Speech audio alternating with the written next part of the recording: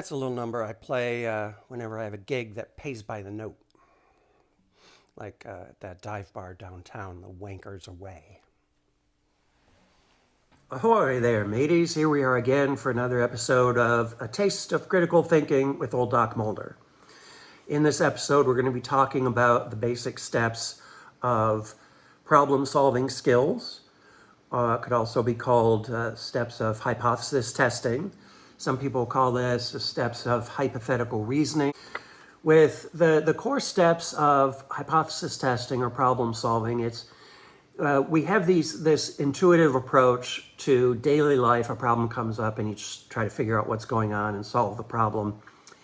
These things become more systematized and rigorously controlled in the foundation of what's called scientific method, or scientific methods, plural, for the various sciences. Any kind of empirical research methodology relies on this forming hypotheses and testing hypotheses. But it starts with a problem in the sense of something that needs to be explained. So, for example, your car won't start when you turn the key. Well, that's a problem in two senses. It makes you late for work, but we're interested in here the intellectual problem.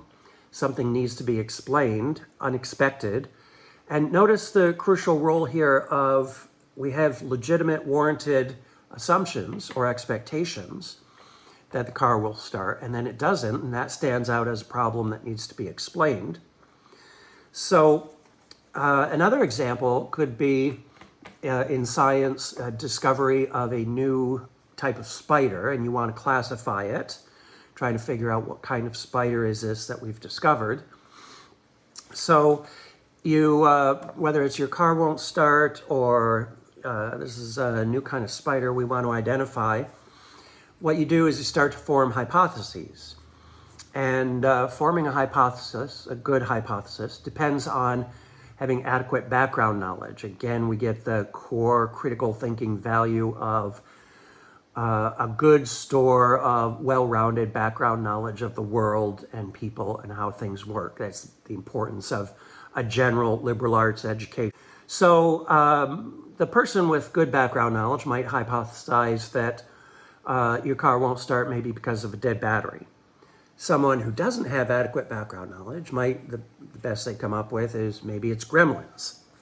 Not very helpful. If you're trying to identify a new kind of spider, someone who doesn't know much about spiders like me will come up with a hypothesis, oh, that looks like a pretty scary spider. That's about as far as I could get. But someone with the appropriate background knowledge might come up with a hypothesis, oh, that looks like a brown recluse spider.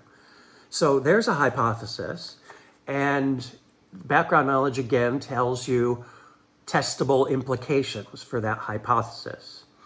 If it's a brown recluse, I know it should have such and such features. Or if it's a dead battery, then I know putting in a fresh battery or getting a jump start, jumper cables hooked up to a fresh battery, my car should start. And then you test those implications. You set up an experiment, or you put the spider under a microscope and observe it more carefully. And if you get a negative test result, well, this is not immediate refutation. Karl Popper claimed famously in the early mid-20th century that science is a process of conjectures and refutations. However, it's not that simple or straightforward. A negative test result isn't immediately proof that my hypothesis was wrong. Maybe I hook up jumper cables and my car still won't start. Well, that doesn't prove my battery isn't dead. Maybe my battery is dead and I hook up the jumper cables to a fresh battery, but it still won't start because I didn't get a good connection on the jumper cables, or they're defective, maybe. With this hypothesis that it's a brown recluse spider, well, you look under the microscope and you know the jaw structure should look like such and such. And then you observe this spider has different jaw structures. You don't immediately conclude that's not a brown recluse spider. You say, oh, well, that's strange. It's not what I expected, but maybe this is a variety of brown recluse that evolved different jaw structures for some reason. So then you look at other implications. Well, if it's a brown recluse, the positioning of the eye should be such and such. And then you observe this spider, and that's different. You say, well, okay, this is really strange. But then you keep looking, actually, a little bit more. If it's brown recluse spider, I know the spinning organ should look like such and such. But then you observe under the microscope, and no, they're different. Well, 3 negative results there, and you start to think, okay, this is probably not a brown recluse spider. Let's consider other hypotheses. So Karl Popper thought this was a simple, definitive modus tollens, deductive reasoning. His philosophy of science is called deductivist. He thought hypothesis implies a certain positioning of the eyes. The spider does not have the right positioning of the eyes. Therefore, the hypothesis is wrong. It's not that simple. It's not that straightforward, because with any kind of interesting empirical problem solving or hypothesis testing, we don't have a definitive if-then definitely. It's not 100%. We get an if-then probably. If my car won't start because of a dead battery, then probably it will start with jumper cables. But only a probably, because it's complicated. There are other things involved. And even identifying the spider, if it's a brown recluse, then probably it will have the same jaw structure I'm familiar with. But if it doesn't, you say, well, maybe something else is going on here. So the idea in empirical hypothetical research or problem solving, a few negative test results, we come much more quickly to where we need to reject that hypothesis. That happens much more quickly than getting positive test results. A positive test result does not count as proof.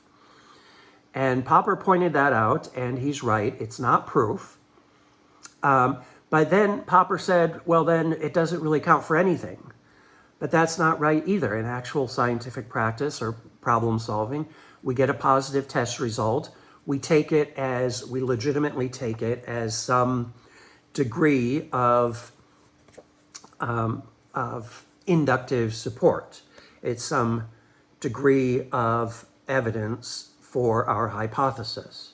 Another important part of this sort of reasoning, this is a kind of abductive reasoning, it's been called. It has nothing to do with alien abductions, but abductive reasoning to the best explanation. From all of our tests and positive outcomes, we say, well, the best explanation here is that this is not a brown recluse spider, or the best explanation here is that there's something else keeping my car from starting.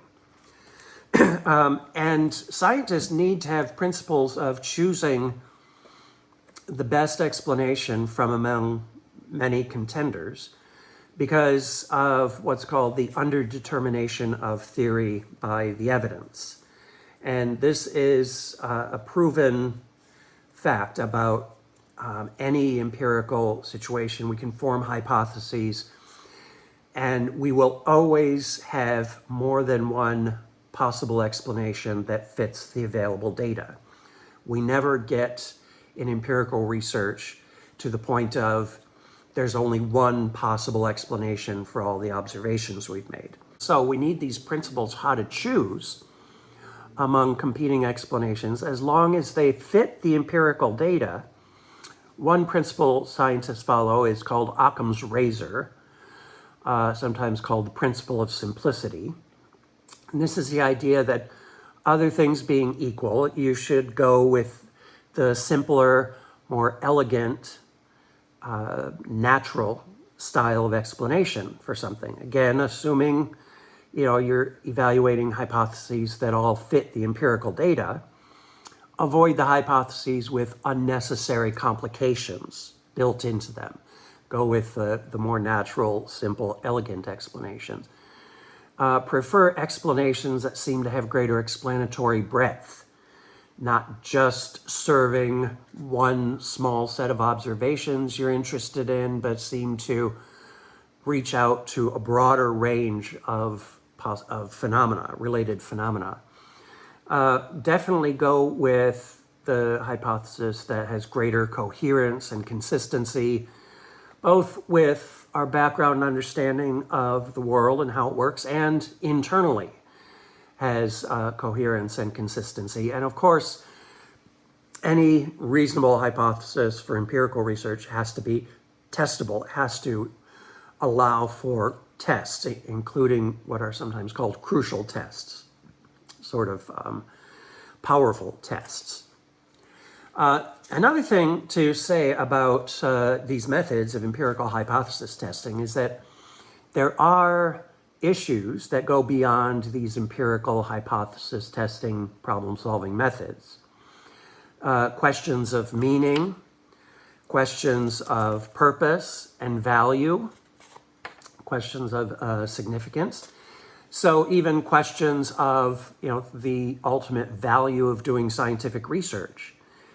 That's a legitimate question that most people think can be reasonably answered, but it's not subject to these empirical test procedures.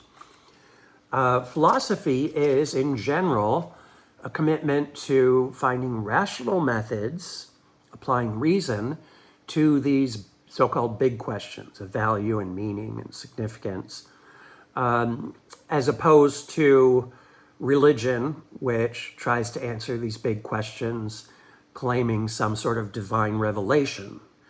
So you cite the authority of God to answer what's the value or meaning of human life. Philosophy is trying to use something more along the lines of scientific rationality, but applied to these non-empirical sorts of questions, questions that can't be answered quite so decisively by empirical testing.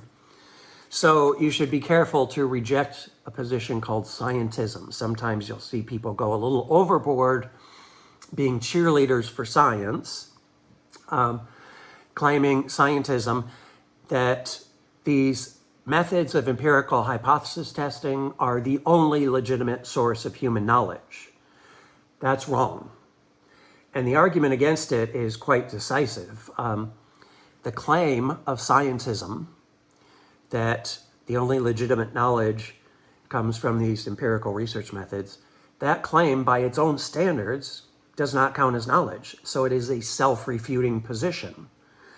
Accepting scientism leads you to claim that the position of scientism cannot be known. So this scientism itself can't be empirically tested in the way we've outlined.